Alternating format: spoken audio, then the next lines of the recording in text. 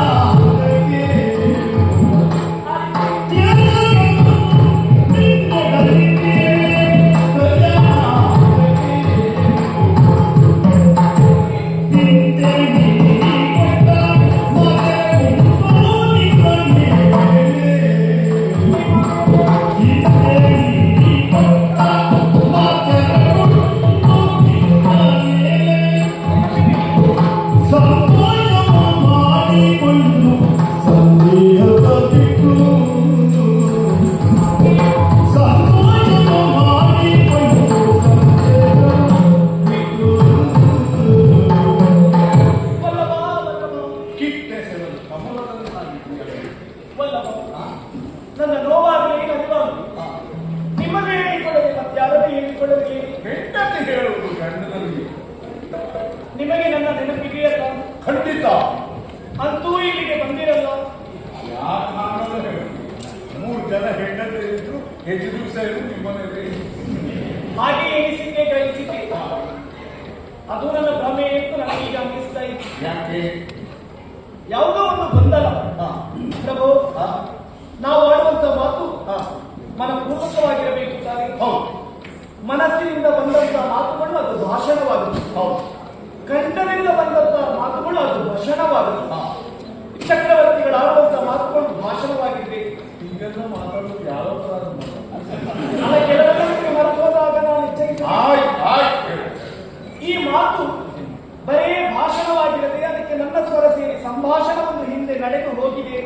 ಯಾವಾಗ? ಹಿಂದೆ ನಾವಿಬ್ರು ದೇವಲೋಕಕ್ಕೆ ಹೋದಂತ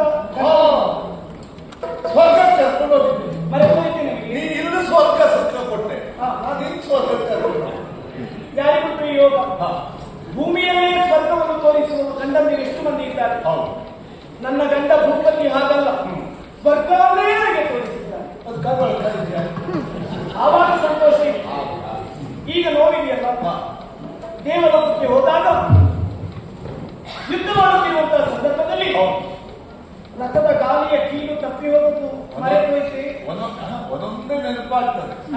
ಯಾಕಂದ್ರೆ ಹಾಳತ್ತಲ್ವ ಸ್ವಲ್ಪ ಮರವೇ.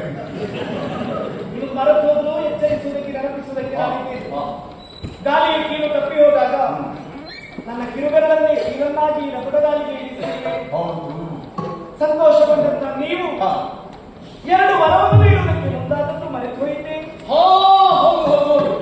ನೆನಪುಂಟಲ್ಲ? ನೆನಪುಂಟಲ್ಲ? ಏನು ಬರಬೇಕು ಕೈಗೆ ಕೇಳಿಕೊಂಡಾಗ ನೀವೇ ನನ್ನ ವರ. ನನಗೆ ಯಾಕೆ ಬೇಕು ವರ? ಆಗ ನೀವು ಹೇಳಿತು ಚಕ್ರವರ್ತಿ ಕೊಟ್ಟದ್ದನ್ನು ಬೇಡ ಅಂತ ನೀವು ತಿರಸ್ಕರಿಸಬೇಡ. ಚಕ್ರವರ್ತಿಯಾಗಿ ನಾನು ಹೇಳ್ತೇನೆ, ಪ್ರಜೆಯಾಗಿ ನೀವು ಸ್ವೀಕರಿಸು. ಆ ವರ ನನಗೀಗ ಅಗತ್ಯವಿದೆ.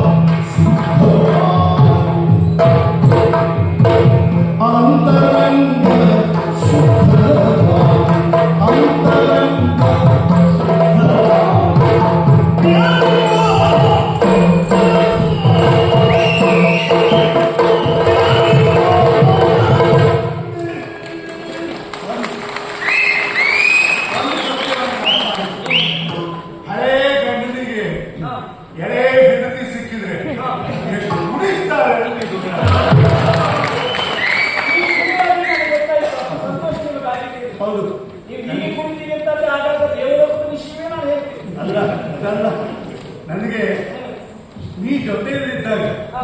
ನಂಗೆ ವರ್ಷ ಎಷ್ಟಾಯ್ತು ಅಂತ ಹೌದು. ಆ ಮಾತು ಅಂದು ಕೊಟ್ಟಾಗ ವರ ಅಂತ ರಂಗ ಶುದ್ಧವಾಗಿ ಕೇಳಿಕೋ ಕೊಟ್ಟೆ. ನಿಮಗೆ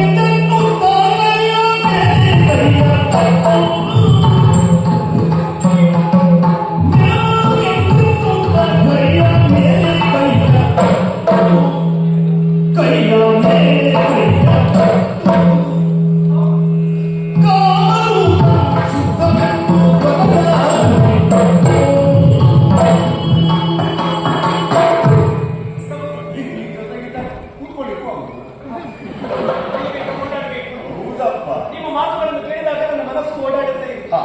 ಚಕ್ರವರ್ತಿಗಳು ನೀವು ಆಡಿದ ಮಾತನ್ನು ತಪ್ಪುವುದಿಲ್ಲ ಅಂತ ನನಗೆ ವಿಶ್ವಾಸ. ಸರಿ ಸರಿ. ಆದರೂ ಹೆಣ್ಣು ಚಂಚಲೆ ನನ್ನ ಮನಸ್ಸಿನ ಭದ್ರತೆಗಾಗಿ, ಭರವಸೆಯ ಭದ್ರತೆಗೆ ಆಡಿದ ಮಾತನ್ನು ನಾನು ನೆರವೇರಿಸ್ತೇನೆ, ವರವನ್ನು ನೀಡುತ್ತೇನೆ ಎನ್ನುವ ಹಾಗೆ ಕರದ ಮೇಲೆ ಕರವನ್ನು ಕಟ್ಟು ನನ್ನ ಕೊರಳನ್ನು ಮತ್ತೊಂದ್ಸಲ ಯಾಕೆ ಗೊತ್ತಾ, ಒಂದು ಚೂರು ಹೆಚ್ಚು ಕಡಿಮೆ ಆದ್ರೂ ನಿನಗೆ ಸಿಟ್ಟು ಬರುತ್ತೆ. ಅದಕ್ಕಾಗಿ ತಟ್ಟೋದು ಯಾವುದು ಮುಟ್ಟೋದು ಯಾವುದು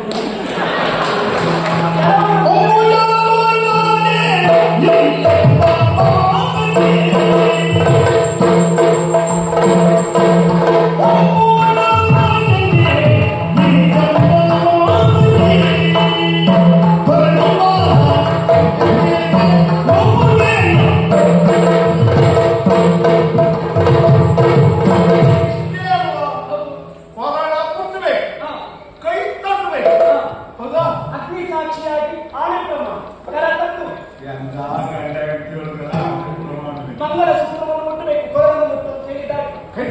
ಹೇಳಿದಲ್ಲ, ಅಂತರಂಗ ಶುದ್ಧವಾಗಿ ಕಾಯಿನ ವಾಚ ಮನಸ್ಸು ತ್ರಿಕಾಲ ಶುದ್ಧತೆಯಿಂದ ನಾನು ನೆರವೇರಿಸ್ತೇನೆ ಅಂತ ಹೇಳಬೇಕು ಅಂತಾರೆ. ಅದಕ್ಕೆ ನನ್ನ ಮನಸ್ಸು ಶುದ್ಧವಾಗಬೇಕು ಅಂತಾರೆ. ನಿಮ್ಮ ಜೀವ ಯಾರು, ನಿಮ್ಮ ಉಸಿರು ಯಾರು, ನಿಮ್ಮ ಭಾವ ಯಾರು, ನಿಮ್ಮ ಆಸೆ ಯಾರು, ನಿಮ್ಮ ಕಲ್ಪನೆ ಯಾರು?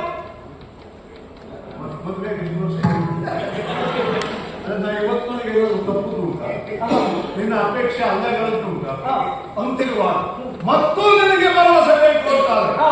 ಇದು ನಿಮ್ಮ ಜೀವ ಯಾರು? ಜೀವ, ಉಸಿರು, ಭಾವ ಯಾರು? ನನ್ನ ಜೀವ, ನನ್ನ ಉಸಿರು, ನನ್ನ ಭಾವ ಮಗನಾದ ರಾಮಚಂದ್ರ ರಾಮನ ಮೇಲೆ ಆಳಿಟ್ಟು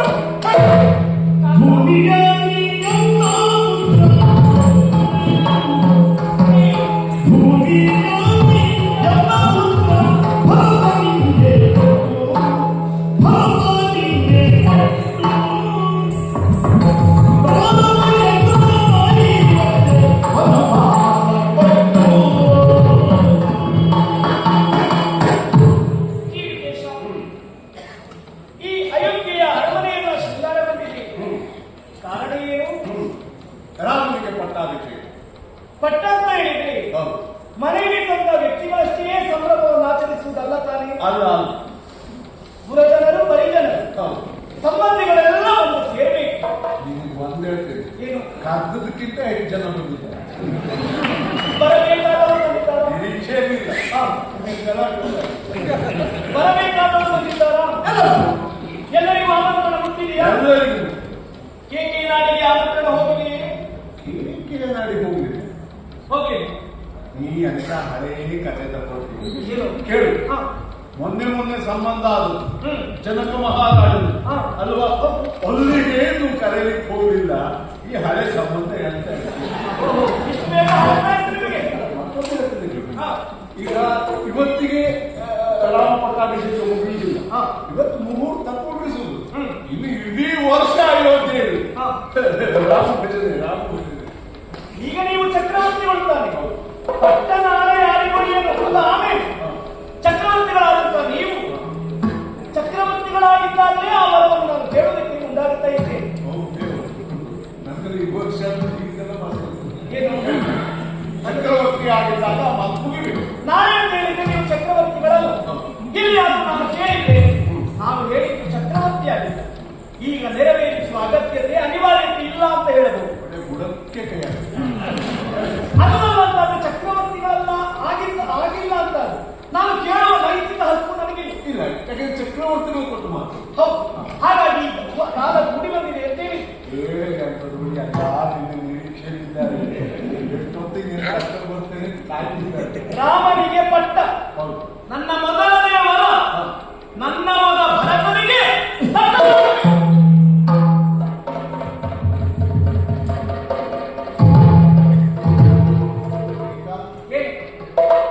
ಭರತನಿಗೆ ಇಲ್ಲಿಯ ಪಟ್ಟವಾಗಬೇಕು. ಭರತನಾದರೇನು ರಾಮನಾದರೇನು ಇಬ್ಬರು ದಾಶರಥಿಗಳೇ ಅಲ್ಲವೇ? ಹಾಗಾಗಿ ಭರತನಿಗೆ ಪಟ್ಟ ಸಿದ್ಧತೆ ನಡೆದಿದೆಯಲ್ಲ ರಾಮಚಂದ್ರನಿಗೆ ಅವನಿಗೆ ಎರಡನೇ ವರವಾಗಿ ಯಾವ ಮುಹೂರ್ತಕ್ಕೆ ಶ್ರೀರಾಮನಿಗೆ ಪಟ್ಟವಾಗಬೇಕು ಅದೇ ಮುಹೂರ್ತಕ್ಕೆ 14 ವರ್ಷ ವನವಾಸ ರಾಮ ಕಾಲಿಗೆ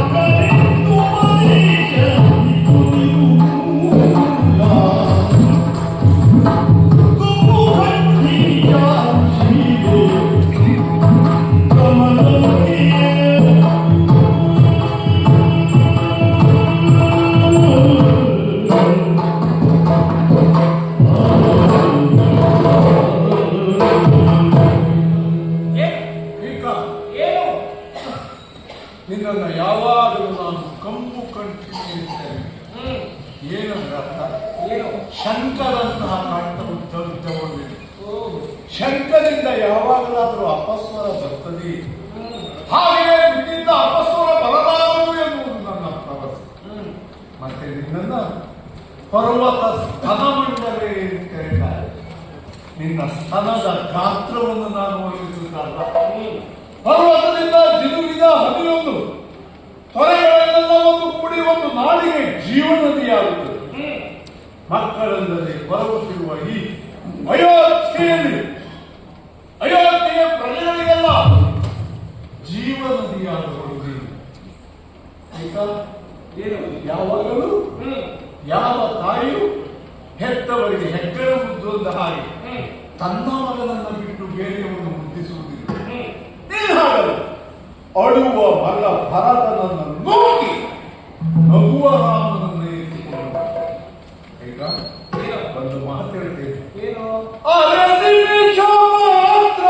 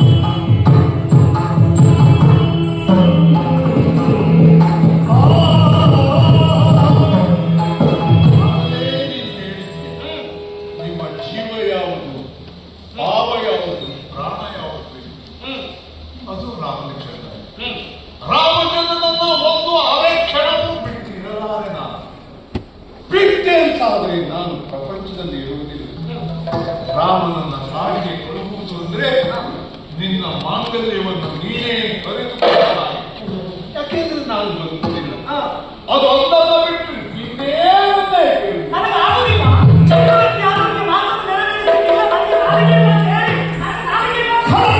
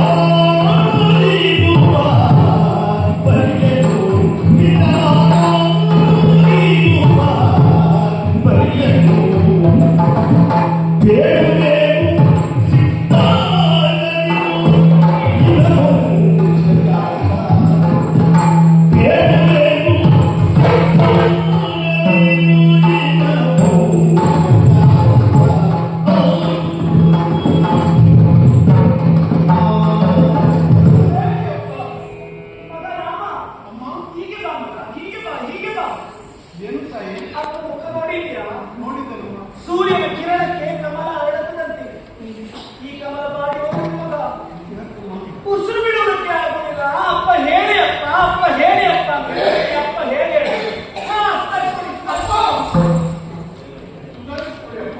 ಏನಾಯ್ತು ಮಂತಾವ್ ಏನಾಯ್ತು ರಾಘವ? ಅಪ್ಪ ಹೇಳುವುದಿಲ್ಲ, ಅಪ್ಪ ಹೇಳುವುದಿಲ್ಲ ಅಂತಾದ್ರೆ ನನ್ನ ವಿಷಯ ಗೊತ್ತಾಗುವುದು ಹೇಗೆ ತಾಯಿ? ಹಾಗಾಗಿ ಅಪ್ಪನ ಮುಖವಾಣಿಯಾಗಿ ನಾನು ಆಡ್ತೇನೆ. ಆದ್ರೆ ನೀನು ಸಿದ್ಧವಾದ್ದು ಇದು ಏನಿದ್ರು ನಾನು ಹೇಳುದಲ್ಲ. ನಿಮ್ಮ ಅಪ್ಪ ಹೇಳಿ ರಾಮಚಂದ್ರ ಎಲ್ಲರೂ ನಿಮ್ಮ ಮೇಲೆ ಕೋಪಿಸಿಕೊಳ್ಳುವುದೇನಮ್ಮ? ಅಪ್ಪ ಹೇಳಿದ್ರೆ ನೀವು ಹೇಳಿದ್ರೆ ನೀವು ಬೇರೆ ಅಪ್ಪ ಬೇರೆ ಎಂದು ನಾನು ಭಾವಿಸಿದವಲ್ಲ. ಅಪ್ಪನ ಬುದ್ಧಿಯೇ ಕೈಕಾಮ, ಅಪ್ಪನ ಬುದ್ಧಿಯೇ ಕೈ, ಅಪ್ಪನ ಕಣ್ಣೇ ಕೈಕ, ಅಪ್ಪನ ಶಕ್ತಿಯೇ ಕೈಕ, ಅಪ್ಪನ ನಾಲಿಗೆಯೂ ಕೈಕ ಆಗದೇ. ಎಷ್ಟೆಲ್ಲ ತಿಳ್ಕೊಂಡಿದ್ದೀಯ ಮಗಳೇ, ಗೊತ್ತಾಗ್ಬೇಕಾದ್ರೆ ನಿನಗೆ ಗೊತ್ತಾಗಿಲ್ಲ. ಅದ್ರ ಬೇಸರ ಮಗ, ನಿನ್ನ ರಾಘವ ಅಂದುಕೊಂಡಾರೆ ಈ ಹಿಂದೆ ರಘು ಮಹಾರಾಜನ ಬಿಟ್ಟಂತ ಗುಣ ವಿಶೇಷಗಳು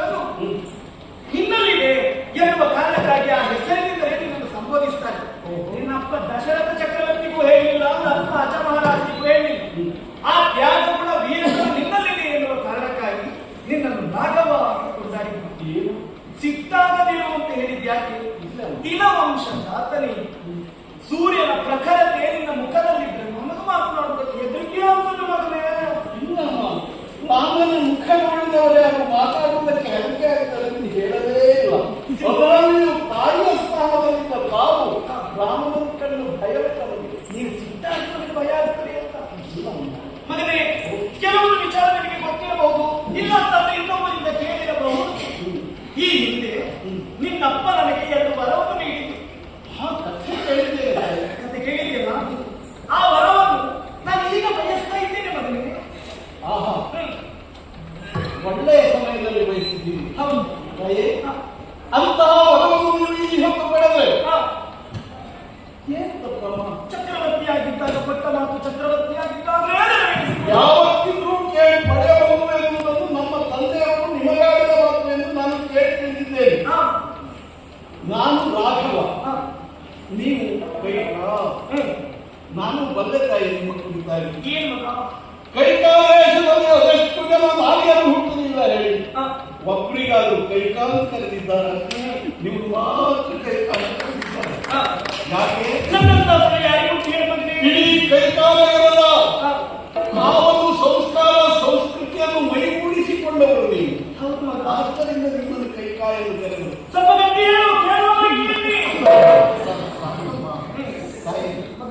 ಹಾಗಿರುವಾಗ ನೀವು ಏನನ್ನೇ ಕೇಳಿಕೊಂಡ್ರು ಈ ರಾಘವನ ಅಲ್ಲ ಈ ಸೂರ್ಯವಂಶದ ಅಭ್ಯುದಯಕ್ಕಾಗಿ ಕೇಳಿಕೊಳ್ಳುವವರು ಎನ್ನುವಂತ ಪೂರ್ಣ ಭರವಸೆ ನನಗಿದೆ ತಾಯಿ. ಏನು ಕೇಳಿಕೊಂಡ್ರೆ ಮಗನೇ, ನಾನು ವರ ಕೇಳಿದ್ದಕ್ಕೆ ವರ ನೀಡುವುದರಲ್ಲಿ ಇವರಿಗೆ ಆಕ್ಷೇಪ ಇಲ್ಲ. ಅದನ್ನು ನಿನ್ನಲ್ಲಿ ಹೇಗೆ ಹೇಳಲಿ ಎನ್ನುವುದೇ ಸಂಕೋಚಾಗಿ ಹೀಗೆ ಕೂತಿದ್ದಾರೆ ಅವರು. ರಾಮ ನೀವು ಹೇಳಿದ್ದಾರೆ ಮೊದಲನೇ ವರ ನನ್ನ ಮಗ ಭರತನಿಗೆ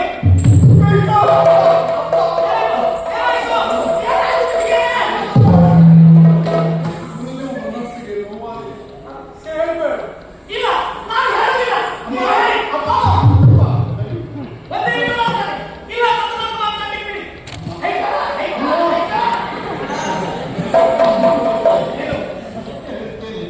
ನನ್ನ ಅಪ್ಪನ ಎದುರು ಮಾತಾಡಿದವರು ನಾನು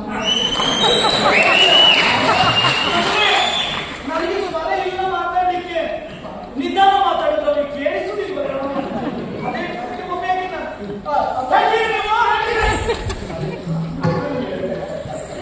ಹೇಳಿರುವುದಿಲ್ಲ. ಮೊದಲನೆಯವರ ಈ ಅಯೋಧ್ಯೆಯ ಪಟ್ಟ ನನ್ನ ಮಗ ಭರತನಿಗೆ ಕಟ್ಟಬೇಕು.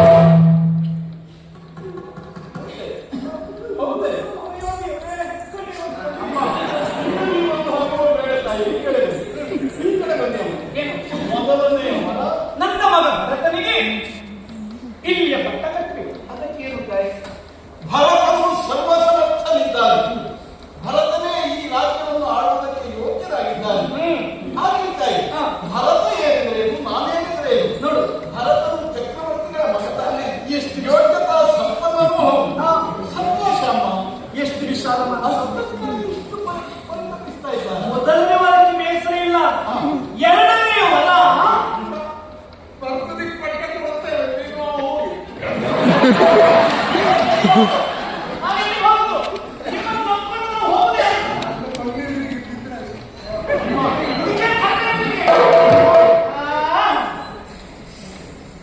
ಮಾತಾಡುವುದಿಲ್ಲ, ನನಗೆ ಮಾತಾಡಲಿಕ್ಕೆ ಹೋಗ್ಬೇಕು. ನೀವು ಹೇಳ್ತೀರಾಗದೆ, ನೀವು ಹೇಳಿ.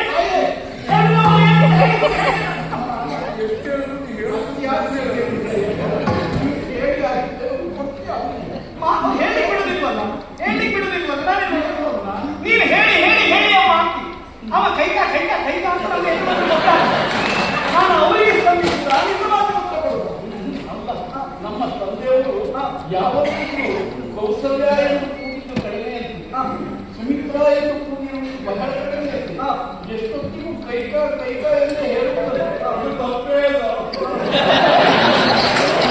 ಈ ಶಕ್ತಿ ಮಾತ್ರ ಅಪ್ಪಯ್ಯ ಎಲ್ಲ ಗೊತ್ತಾಗ್ತದೆ ಮಗ. ಎರಡನೇ ಮಗ ಹೇಳ್ತೇನೆ, ನೀನು ಸಿಟ್ಟಾಗಿ ಮಾತು ಮಗನೇ. ನೋಡು, ನಾನಾಗಿ ಆಡುದಲ್ಲ, ನಿಮ್ಮ ಅಪ್ಪ ಹೇಳಿದ್ದು. ಅಯ್ಯೋ, ಹೆಂಡತಿ ಆಗುವುದಿಲ್ಲ, ಅಮ್ಮ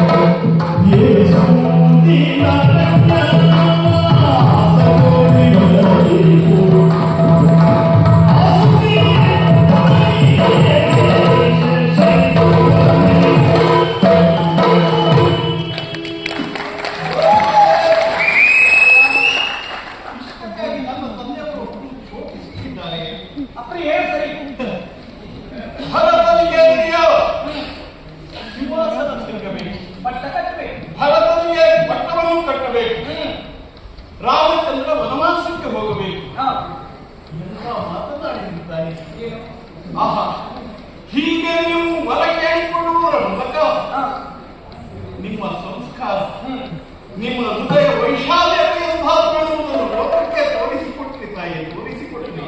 ನನ್ನಂತ ಹೆಂಗಸರು ಯಾರಿದ್ದಾರೆ ಹೇಳುವಂತೆ? ಇಲ್ಲಮ್ಮ, ಖಂಡಿತ ನಿಮ್ಮಂತವರನ್ನು ಚಿಕ್ಕಮ್ಮನಾಗಿ ಆದರೂ ನಾನು ಪಡೆದಿದ್ದೇನಲ್ಲ, ಅಲ್ಲಿ ನನಗೆ ಧನ್ಯತೆ.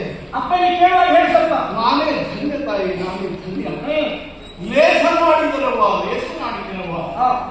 ಈ ಸ್ವಲ್ಪ ಕಾಲಕ್ಕೆ ಇಷ್ಟು ಚಿಂತೆ ಪಾಪ ನಮ್ಮ ತಂದೆ ದಶರಥ ಚಕ್ರವರ್ತಿಗಳು ಎಷ್ಟೋ ಆಲೋಚನೆಯನ್ನು ಮಾಡಿದ್ರು. ರಾಮನ ಕುರಿತಾಗಿ ಅಹೋರಾತ್ರಿ ಯೋಚಿಸುತ್ತಾ ಇದ್ದವರು. ನಾನು ಚಕ್ರವರ್ತಿ ದಶರಥ ಮಹಾರಾಜನಿಗೆ ಮಗನಾಗಿ ದಾಶರಥಿ ಆಗಲಿ, ಕಂಸನ